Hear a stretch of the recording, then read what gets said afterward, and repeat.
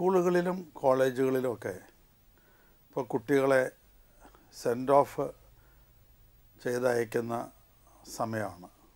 10ാം ക്ലാസ്സുകാർ, 12ാം ക്ലാസ്സുകാർ, BA BSc, അതുപോലെ MA MSc, ഇവരൊക്കെ ഇങ്ങനെ കോളേജുകളിൽ നിന്നും സ്കൂളുകളിൽ നിന്നുമൊക്കെ സെൻഡ് ഓഫ് ചെയ്യുന്ന സമയമാണ്. ഈയിടെ അങ്ങനെ ഒരു കോളേജിൽ ഒരു സെൻഡ് ഓഫിൽ പങ്കെടുക്കാനായിട്ട് ഇടവന്നു. ഒരു സന്ദേശം കൊടുക്കണമെന്ന് പറഞ്ഞു. ഞാനന്ന് കൊടുത്ത സന്ദേശം, പണ്ട് ഗുരുകുല വിദ്യാഭ്യാസം കഴിഞ്ഞ് കുട്ടികൾ വീടുകളിലേക്ക് പോകുമ്പോൾ ഗുരു കൊടുക്കുന്ന ഉപദേശങ്ങളിൽപ്പെട്ടതായിരുന്നു. പണ്ട് നമുക്കറിയാം, കുട്ടികളൊക്കെ വിദ്യ അഭ്യസിച്ചിരുന്നത് ഗുരുവിൻ്റെ വീട്ടിൽ താമസിച്ചിട്ടാണ്. എത്രയോ കൊല്ലങ്ങൾക്ക് മുമ്പ് തുടങ്ങിയിരിക്കുന്നു. ആ ഗുരുവിൻ്റെ വീട്ടിൽ താമസിച്ച് ഗുരുവിൻ്റെ വീട്ടിലെ എല്ലാ ജോലികളും ചെയ്ത് ഗുരുവിൻ്റെ ഭാര്യയെ അമ്മയെപ്പോലെ കണക്കാക്കി ആണ് പഠിച്ച് കൊണ്ടിരുന്നത്. ഞാൻ സ്കൂളിൽ അങ്ങനെ ഒരു ചെറിയ പദ്യം പഠിച്ചത് ഓർക്കുന്നുണ്ട്. 4ാം ക്ലാസ്സിലാണ് ഒരു പദ്യം പഠിച്ചതായിട്ട്. കുചേലൻ എന്നാണ് ആ പദ്യത്തിൻ്റെ പേര്. കുചേലൻ ശ്രീകൃഷ്ണൻ്റെ ക്ലാസ്മേറ്റായിരുന്നു. അങ്ങനെ കുചേലൻ വളരെ കഷ്ടപ്പെട്ട് ജീവിക്കുമ്പോൾ തൻ്റെ ഭാര്യയുടെ പ്രേരണ കൊണ്ട് ശ്രീകൃഷ്ണനെ കാണാൻ പോവാണ്. അങ്ങനെ കാണാൻ പോയി. അവിടെ ചെന്നു. അന്ന് പഠിച്ചിരുന്ന കാലഘട്ടത്തിലെ കാര്യങ്ങളൊക്കെ ഓർമ്മിപ്പിക്കുന്നതാണ് ആ പദ്യം. ഗുരുപത്നി നിയോഗിച്ചിട്ട് നമ്മൾ എല്ലാവരും കൂടി ചേർന്ന് കാട്ടിലേക്ക് വിറക് പറക്കാൻ പോയതൊക്കെ നിനക്ക് ഓർമ്മയില്ലേ എന്ന് കുചേലൻ ചോദിക്കുന്ന പദ്യഭാഗമാണ് ഞാൻ പഠിച്ചതായിട്ട് ഓർക്കുന്നത്. അന്ന് ഗുരുകുല വിദ്യാഭ്യാസം മാത്രമേ ഉള്ളൂ, സ്കൂളുകൾ വേറെ ഇല്ല. ഇന്ന് ധാരാളം സ്കൂളുകളുണ്ട്. ആ സ്കൂളുകളോട് ചേർന്ന് ഹോസ്റ്റലുകളുണ്ട്. ഞാനങ്ങനെ 6 വർഷം ഹോസ്റ്റലിൽ താമസിച്ചാണ് പഠിച്ചത്. അത് ഒരു തരം ഗുരുകുല വിദ്യാഭ്യാസം തന്നെയാണത്. ഹോസ്റ്റൽ വാർഡന്മാർ അവർ നമ്മുടെ ഗുരുക്കന്മാരെ പോലെ കൂടിയാണ്. നമുക്ക് വേണ്ട നിർദ്ദേശങ്ങളൊക്കെ തരും. അങ്ങനെ 6 വർഷം ഹോസ്റ്റലിൽ താമസിച്ച് പഠിച്ചപ്പോൾ എനിക്ക് ഒരു കാര്യം മനസ്സിലായി. നമുക്ക് അവിടെ നിന്ന് കിട്ടുന്നത് വലിയൊരു ഫോർമേഷനാണ്. 15-16 വയസ്സുള്ളൊരു കുട്ടി സ്കൂളിലേക്ക് ചെല്ലുമ്പോൾ ഹോസ്റ്റലിൽ താമസിക്കുന്ന പക്ഷം അവന് ഒരുപാട് കാര്യങ്ങൾ സ്വയമായി ചെയ്യാൻ കഴിയും. ബാക്കിയൊക്കെ മാതാപിതാക്കളുടെ സഹായത്തോടു കൂടി അവർ നിർദ്ദേശിക്കുന്നത് പോലെയാണ്. ഇതങ്ങനെയല്ല. സ്വയം തീരുമാനമെടുക്കാനും ഒക്കെയുള്ള കഴിവുകൾ ആ കുട്ടിക്ക് കിട്ടും. ഇത് മനസ്സിലാക്കിയത് കൊണ്ടാണ് ഞാൻ ഹോസ്റ്റലുകൾ നിർമ്മിക്കാൻ തുടങ്ങിയത്. 1500ഓളം കുട്ടികൾ ഹോസ്റ്റലിൽ താമസിക്കുന്നു. 15-16 ഹോസ്റ്റലുകൾ. ഇതൊക്കെ നടത്തുന്നതിൻ്റെ പ്രധാന കാരണം ഇതാണ്. ആ കുട്ടികൾക്ക് ഒരു നല്ല ട്രെയിനിങ്, സ്വന്തമായി പല കാര്യങ്ങളും ചെയ്യാനുള്ള ഒരു ട്രെയിനിങ് കിട്ടുന്നതിന് സഹായിക്കും അത്. അപ്പോൾ നിങ്ങൾ വിചാരിക്കുന്നുണ്ടാവും, ഇതെങ്ങനെ ഇത്രയധികം കുട്ടികളെയൊക്കെ കൊണ്ടു നടക്കുന്നത്? ഒരു വീട്ടിൽ 1-2 കുട്ടികളെ തന്നെ കൊണ്ടു നടക്കാൻ ഭയങ്കര പ്രയാസമാണ്. അതെല്ലാം തമ്പുരാന് ഏൽപ്പിച്ചു കൊടുത്താൽ എല്ലാം തമ്പുരാൻ നോക്കിക്കോളും. കുട്ടികളെ പഠിക്കാൻ വരുന്നതാണ്, ഉഴപ്പാൻ വരുന്നതല്ല. നമ്മൾ ശ്രദ്ധയോടുകൂടി നോക്കിയാൽ അവർ വലിയ പ്രശ്നങ്ങളൊന്നും ഉണ്ടാക്കാതെ പഠനത്തിൽ ശ്രദ്ധ കേന്ദ്രീകരിച്ച് പൊക്കോളും. ഇപ്പോൾ പ്രത്യേകിച്ച് ഹോസ്റ്റലുകളിലൊക്കെ നല്ല കോമ്പറ്റീഷനാണ്.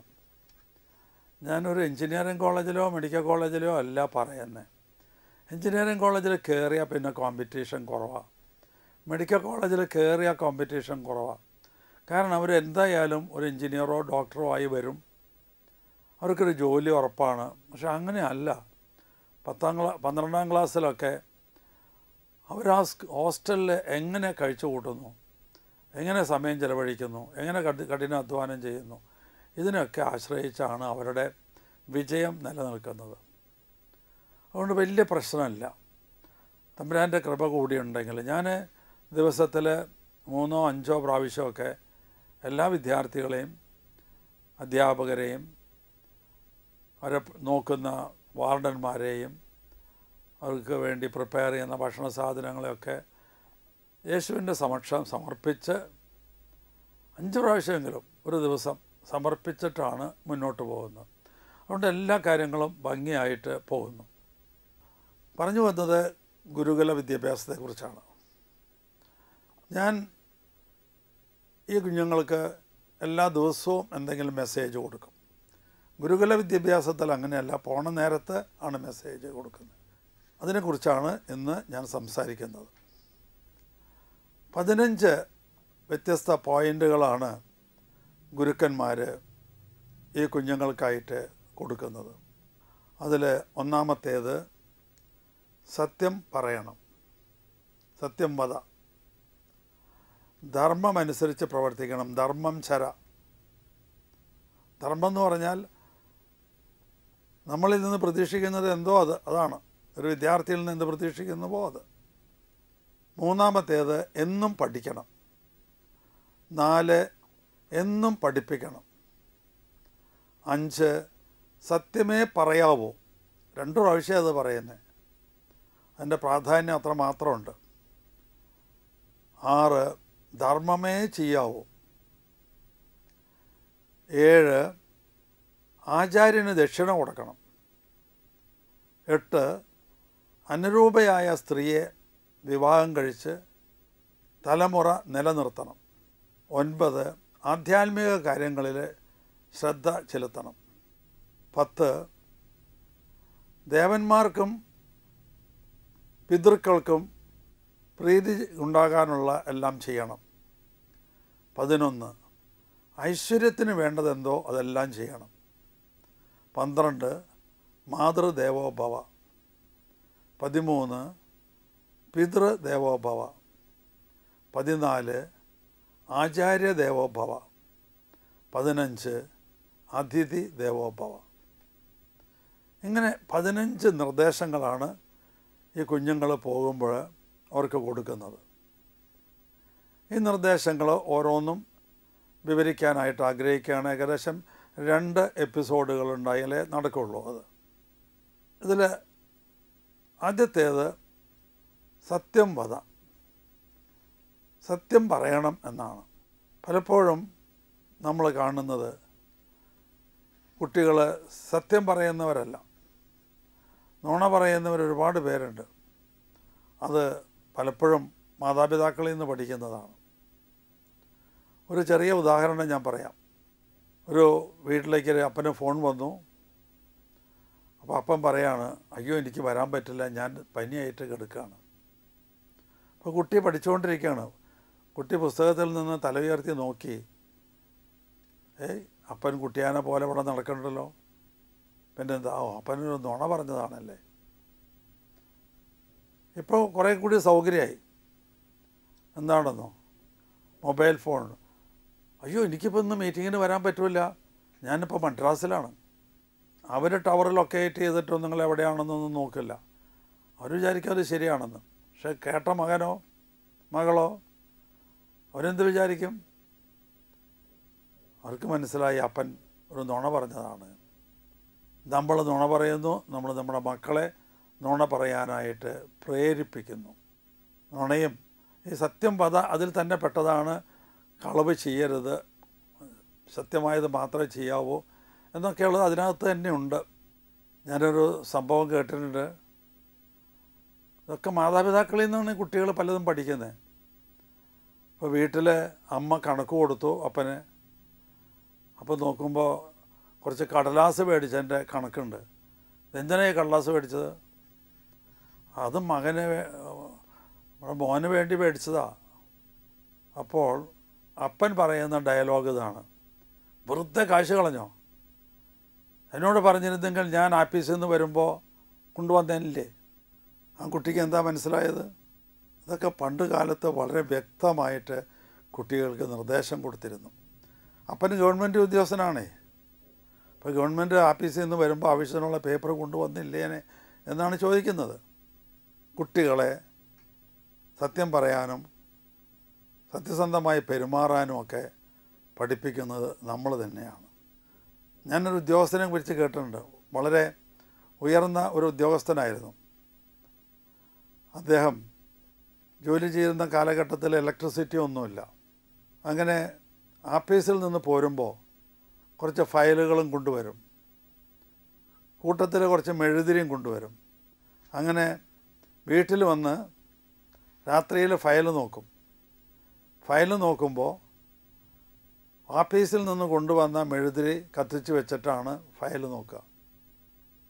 അങ്ങനെ ഫയൽ നോട്ടം കഴിഞ്ഞാൽ ആ മെഴുതിരിക്ക് പകരം അദ്ദേഹത്തിൻ്റെ മേശയിൽ നിന്ന് അദ്ദേഹത്തിൻ്റെ സ്വന്തം മെഴുകുതിരി എടുത്ത് കത്തിച്ച് മറ്റേത് ഊതിക്കെടുത്തി അദ്ദേഹത്തിൻ്റെ പേഴ്സണലായിട്ടുള്ള റീഡിങ് നടത്തിയിരുന്നത് സ്വന്തം മെഴുകുതിരിയിൽ നിന്നാണ്.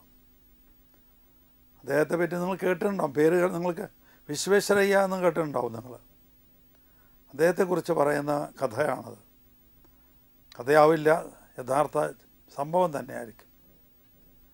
അദ്ദേഹത്തിൻ്റെ മക്കൾക്ക് എന്തൊരു നല്ല മാതൃകയാണ് ആ വിശ്വേശ്വരയ്യ. നമുക്കറിയാമല്ലോ, വിശ്വേശ്വര മ്യൂസിയമൊക്കെ ഇല്ലേ, പ്രശസ്തമായ വിശ്വേശ്വരയ്യ മ്യൂസിയം. ഇതുപോലെ തന്നെയാണ് നമ്മൾ മാതാപിതാക്കൾ, അധ്യാപകരൊക്കെ മക്കൾക്ക് മാതൃക കൊടുക്കുന്നത്. സത്യം പറയാൻ, സത്യസന്ധമായി പ്രവർത്തിക്കാൻ ഒക്കെ. രണ്ടാമത്തേത് ധർമ്മം ചര എന്നാണ്. ധർമ്മം എന്ന് പറഞ്ഞാൽ ഞാൻ നേരത്തെ സൂചിപ്പിച്ചു, ഓരോരുത്തരിലും നിന്നും പ്രതീക്ഷിക്കുന്ന, ദൈവം പ്രതീക്ഷിക്കുന്ന, സമൂഹം പ്രതീക്ഷിക്കുന്ന കാര്യങ്ങൾ അതെന്തോ അതൊക്കെ അത് മാത്രമേ അത് ചെയ്യാം എന്നുള്ളതാണ്. 5ഉം 6ഉം ഇതിനോട് ബന്ധപ്പെട്ടതാണ്. സത്യമേ പറയാവൂ എന്നാണ്. 6ാമത്തേത് ധർമ്മമേ ചെയ്യാവൂ എന്നാണ്.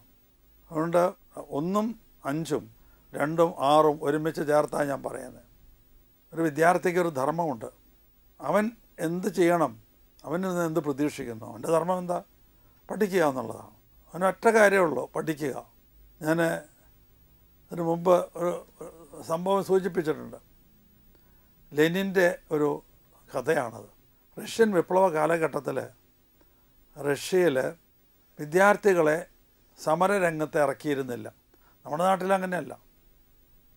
നമ്മുടെ നാട്ടിൽ കുട്ടികളാണ് ആദ്യം സമരരംഗത്ത് ഇറങ്ങുക. മറ്റവരൊക്കെ നേതാക്കന്മാരൊക്കെ വീട്ടിലിരിക്കും, ഓഫീസിലിരിക്കും.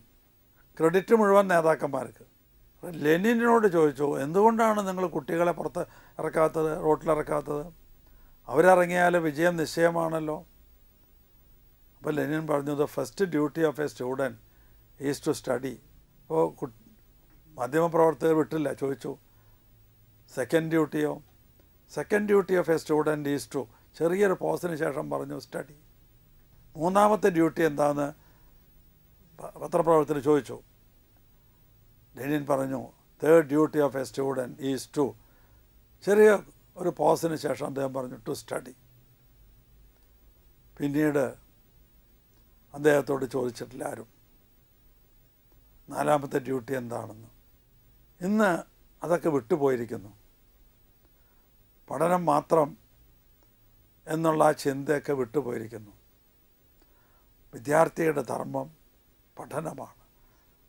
Work while you work, play while you play എന്നൊരു ചൊല്ലുണ്ട്. വിദ്യാർത്ഥി ആയിരിക്കുമ്പോൾ നമ്മൾ നന്നായി പഠിക്കുക. നമ്മുടെ സമയത്തിൻ്റെ ബഹുഭൂരിഭാഗവും പഠനത്തിനായിട്ട് ചിലവഴിക്കുക. അതിൽ എക്സൽ ചെയ്യുക എന്നുള്ളതാണ്. അതിൽ എക്സൽ ചെയ്യുക. അതുപോലെ പഠിപ്പിക്കുന്ന അധ്യാപകനൊരു ധർമ്മമുണ്ട്.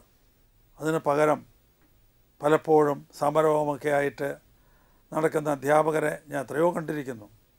അധ്യാപകർ കഴിയുന്നത്ര കുട്ടികൾക്ക് നല്ല മാതൃക മാത്രമേ കൊടുക്കാൻ പാടുള്ളൂ. അതുപോലെ മാതാപിതാക്കൾ, അവർക്കൊരു ധർമ്മമുണ്ട്. രാഷ്ട്രീയക്കാർക്കൊരു ധർമ്മമുണ്ട്. അതൊക്കെ കൃത്യമായിട്ട് പാലിക്കുക എന്നുള്ളതാണ്. പലപ്പോഴും ഇത് നടക്കുന്നില്ല. 4 കാര്യങ്ങളാണ് ഞാൻ നിങ്ങളോട് പറഞ്ഞത്. സത്യം വധ, സത്യമേ പറയാവൂ. ധർമ്മം ചര, ധർമ്മമേ ചെയ്യാവൂ. ഇനി 2 എണ്ണം അടുപ്പിച്ച്, 2ഉം 3ഉം ആണത്. അത് 2ഉം അടുപ്പിച്ച് പോകുന്നതാണ്, ഒരുമിച്ച് പോകുന്നതാണ്. എന്നും പഠിക്കണം. പഠിപ്പ് കഴിഞ്ഞ് പോകുന്ന കുട്ടിയോടാണ് പറയുന്നത്. അല്ലാതെ നിൻ്റെ പഠിപ്പൊക്കെ അവസാനിച്ച് പുസ്തകമൊക്കെ അട്ടത്ത് വെച്ചോളോ, ഇനിയൊന്നും പഠിക്കേണ്ട, അതല്ല. ഗുരു പറയുന്നത് എന്നും പഠിക്കണം, എന്നും പഠിപ്പിക്കണം. ഒരു മനുഷ്യൻ ജനിച്ച് വീഴുന്ന ആ നിമിഷം മുതൽ മരിക്കുന്നത് വരെയും വിദ്യാർത്ഥിയാണ്, പഠിക്കുകയാണ്. ജനിച്ച് വീഴുമ്പോൾ എങ്ങനെയാണ് ശ്വസിക്കുന്നതെന്ന് അവൻ പഠിച്ചു, എങ്ങനെയാണ് കരയുന്നതെന്ന് അവൻ പഠിച്ചു. അങ്ങനെ ഓരോ നിമിഷവും പുതിയ പുതിയ കാര്യങ്ങൾ അവൻ പഠിച്ചുകൊണ്ടിരിക്കുകയാണ് മരണം വരെ. മരിക്കുമ്പോഴോ എങ്ങനെയാണ് മരിക്കുന്നത് എന്നും അവൻ പഠിക്കാൻ അനുഭവത്തിലൂടെ പഠിക്കുകയാണ്. ജനനം മുതൽ മരണം വരെ ഒരു മനുഷ്യൻ പഠിച്ചുകൊണ്ടിരിക്കുന്നവനാണ്. ഓരോ കാര്യം കാണുമ്പോഴും ഓരോന്ന് കേൾക്കുമ്പോഴും അതിൽ നിന്ന് നമുക്ക് എന്തെങ്കിലും പഠിക്കാനുണ്ടാവും. നമ്മുടെ ജീവിതത്തിലുണ്ടാകുന്ന ഒരു അനുഭവം, ആ അനുഭവത്തിൽ നിന്ന് എന്തെങ്കിലും പഠിക്കാനുണ്ടാവും, ഉണ്ടാവണം, പഠിക്കണം. അപ്പോൾ പിന്നീട് ഒരു തെറ്റ് നമുക്കുണ്ടാവില്ല. ഓരോ തെറ്റിൽ നിന്നും നമ്മളൊന്ന് പഠിക്കുകയാണ്. അപ്പോൾ ആ തെറ്റ് പിന്നെ ജീവിതത്തിൽ ആവർത്തിക്കുകയില്ല. എന്നും പഠിപ്പിക്കണം എന്ന് പറഞ്ഞാൽ നമ്മളിൽ മറ്റുള്ളവർക്ക് പഠിക്കാൻ എന്തെങ്കിലും ഉണ്ടാവണം എന്നാണ് പറഞ്ഞതിൻ്റെ അർത്ഥം. അല്ലാതെ നിങ്ങൾ ഒരു അധ്യാപകനാകണമെന്നോ ഒന്നുമില്ല. അധ്യാപകനായാൽ തന്നെ എന്നും പഠിപ്പിക്കാൻ പറ്റുമോ?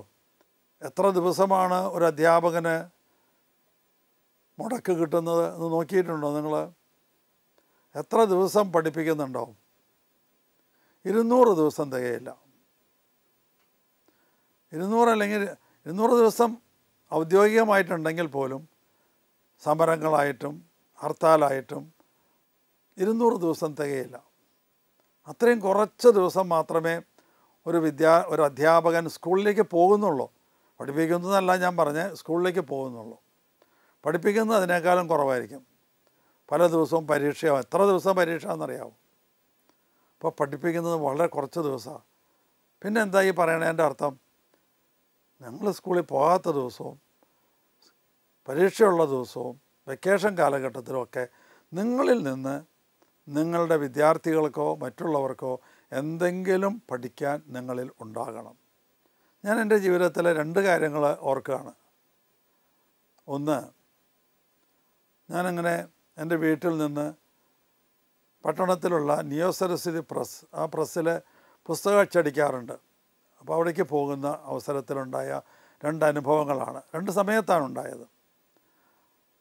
പൂരപ്പറമ്പിൻ്റെ ഒരു ഭാഗത്തു നിന്നാണ് ഹൈറോഡ് പുറപ്പെടുന്നത്. ആ ഹൈറോഡിൻ്റെ അതിലേ നടന്നു പോകുമ്പോൾ അവിടെ ആ മൂലയ്ക്കൽ ഒരു ചെരുപ്പ് നന്നാക്കുന്ന ആൾ ചെരുപ്പ് കുത്തിയിരിപ്പുണ്ടായിരുന്നു. ഞാനൊരു ദിവസം നടന്നു പോകുമ്പോൾ അദ്ദേഹം എന്നെ വിളിച്ചിട്ട് പറഞ്ഞു, സാർ ചെരുപ്പ് നന്നാക്കാം എന്ന്. അപ്പോഴാണ് ഞാൻ എൻ്റെ ചെരുപ്പിൻ്റെ ബാറ് വിട്ടിട്ടുണ്ട് എന്നുള്ളത് മനസ്സിലാക്കിയത്. ഞാൻ ചെന്നു, അദ്ദേഹം ചെരുപ്പൊക്കെ നന്നാക്കി തന്നു. പക്ഷെ പിന്നീട് എനിക്ക് തമ്പുരാൻ ഒരു മെസ്സേജ് തന്നു, നീ അയാളെ ശ്രദ്ധിച്ചോടാ, എത്ര ആളുകൾ അതിൽ പോകുന്നുണ്ട്, അയാളുടെ നോട്ടം എവിടെയായിരുന്നു എന്ന് നിനക്ക് മനസ്സിലായോ? എനിക്ക് മനസ്സിലായി. അയാളുടെ നോട്ടം അതിൽ പോകുന്നവരുടെ മുഖത്തോ ഡ്രസ്സിലോ ഒന്നുമല്ല, അവരുടെ ചെരുപ്പിലാണ്. ഒരു ശരിക്കും തികഞ്ഞ ഒരു ലക്ഷ്യബോധമുള്ള ഒരു വ്യക്തിയാണത്. ഞാൻ ആ വ്യക്തിയിൽ നിന്ന് അന്നത് പഠിപ്പിച്ചു. ഞാൻ അദ്ദേഹത്തെ എൻ്റെ ഒരു ഗുരുവായിട്ട് എടുക്കുകയും ചെയ്തു. എന്നെ കൃത്യമായിട്ട് പഠിപ്പിച്ചു തന്നൊരു വ്യക്തിയാണ്. ചെരുപ്പൂത്തിയാണ്. അദ്ദേഹത്തിൽ നിന്ന് എനിക്ക് പഠിക്കാനുണ്ടായി. അതുപോലെ കുറച്ച് ദിവസങ്ങൾ കഴിഞ്ഞ് ഞാൻ ആ വഴിക്ക് തന്നെ പോവുകയാണ്. കുറച്ചും കൂടി ചെല്ലുമ്പോൾ ഇന്ത്യൻ കോഫി ഹൗസ് ഉണ്ട്. അവിടെ കുട നന്നാക്കുന്ന ഒരാളിരിപ്പുണ്ട്, എന്നും ഇരിപ്പുണ്ടാവും. അയാളൊരു ദിവസം കടന്നു പോകുമ്പോൾ എന്നോട് പറഞ്ഞു, സാർ കുട നന്നാക്കാം. അപ്പോഴാണ് ഞാൻ കാണുന്നത് എൻ്റെ ഒരു കുത്ത് വിട്ടിട്ടുണ്ട്, കമ്പിയുടെ കുത്ത് വിട്ടിട്ടുണ്ട് എന്നുള്ളത്. അയാളുടെ ശ്രദ്ധ അതിലാണ്. ഞാൻ അതും ശ്രദ്ധിച്ചു. അയാളെ എൻ്റെ ഒരു അധ്യാപകനായിട്ട് സ്വീകരിച്ചു. അയാളിൽ നിന്ന് ഞാൻ പഠിച്ചു. എന്താ, നിൻ്റെ ജോലി എന്തോ അതിലാണ് നിൻ്റെ ശ്രദ്ധയായിരിക്കേണ്ടത്. അല്ലാതെ ഒരുപാട് കാര്യങ്ങൾ നമ്മൾ ശ്രദ്ധിച്ചിട്ട് കാര്യമില്ല. നല്ലത് തന്നെ, പക്ഷേ നിൻ്റെ കാര്യങ്ങളിൽ ശ്രദ്ധിക്കാതെ മറ്റു കാര്യങ്ങളിൽ നമ്മൾ ശ്രദ്ധിച്ചിട്ട് കാര്യമില്ല. അപ്പോൾ ആ ലക്ഷ്യബോധം അതുപോലെ ഈ ചെരുപ്പ് കുത്തിയിൽ നിന്ന്, ഈ കുട നന്നാക്കുന്ന ആളിൽ നിന്ന് ഞാൻ പഠിച്ചതുപോലെ മറ്റുള്ളവരിൽ നിന്ന് നമുക്ക് പഠിക്കാൻ എന്തെങ്കിലും ഉണ്ടാവണം. അപ്പോൾ അവർ അധ്യാപകരായി അവർ നമ്മളെ പഠിപ്പിക്കുകയാണ്.